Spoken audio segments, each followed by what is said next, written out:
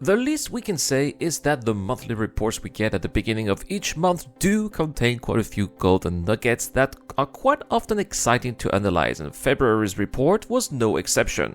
And among those came the mention of a certain Seraphim Station, which had never been mentioned until now. So, what could it possibly be? Well, I have a theory that I am going to develop in today's video.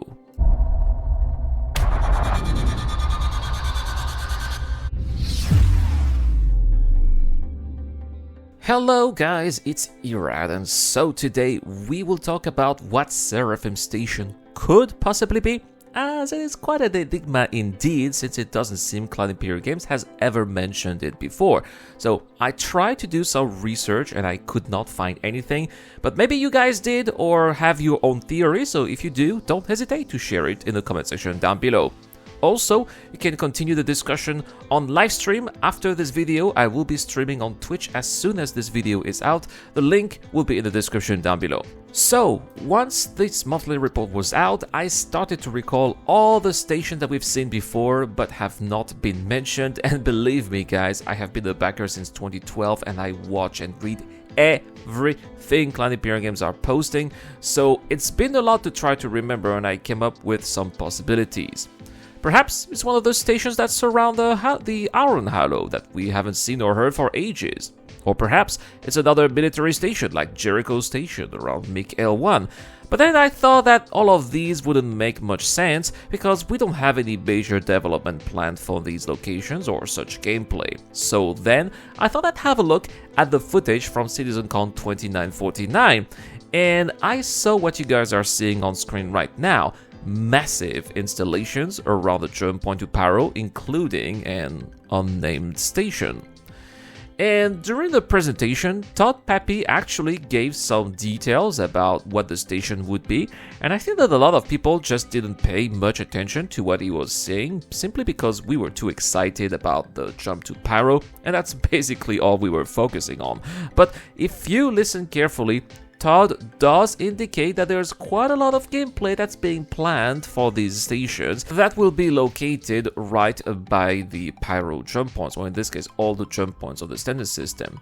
And for example, some of them will be the ability to refuel or get some supplies, which would be very useful because there won't be much chances to do so in the Pyro system given the distances and the lack of infrastructures over there. So this station could act as a last stop before jumping into wild space. We also learned that these stations will also act as security hubs, so they could act as a comm array and could also monitor any suspicious activity coming out of the jump point. So these stations could be a great spot for bounty hunters eager to camp the area, waiting for criminals to pop out of the Pyro system, just like we should expect pirates on the other side, waiting for random people to pop out of the jump gate from Stanton. Now, the rest is pure speculation at this point, but I would imagine that this station would also include a clinic where players would be able to regenerate. We all know that the Pyro system is going to be very dangerous, lawless, and also featuring very few installations. And it's also likely that Rune Station is going to be, the equivalent of a landing zone, and that's basically going to be the only chance players will have to perhaps regenerate or at least set their respawn system in the Pyro system. So unless you bring your Karak or an 890 jump, and if you manage to survive, well, there are not going to be a lot of chances for people eager to do business in the Pyro system.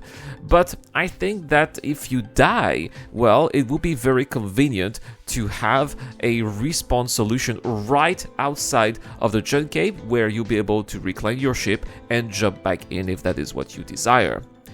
The other thing I noticed in the footage is that there seem to be quite a lot of landing pads. Now, these could be perfectly placeholders, because pretty much everything in the footage was placeholder since it's been more than 3 years already. So we should expect the location teams to have redone everything that we are seeing here, as the monthly report suggests, by the way.